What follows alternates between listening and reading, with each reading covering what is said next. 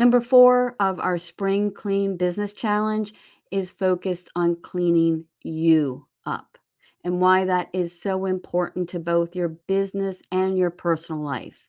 This includes physically and mentally. Think about those goals that you did this year.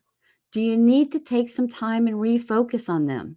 Are there some habits that you need to tweak a little bit? How about those daily organization and daily systems and what you're doing to get going during the day? It's also some time to help yourself and cleanse physically.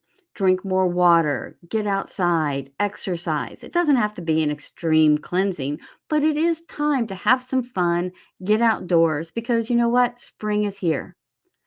Our 30-day Spring Clean Business Challenge will include daily success steps in week 4 to help you organize your daily routine. Go to successhelpchallenge.com right now to sign up. It's only going to be open for a few more days.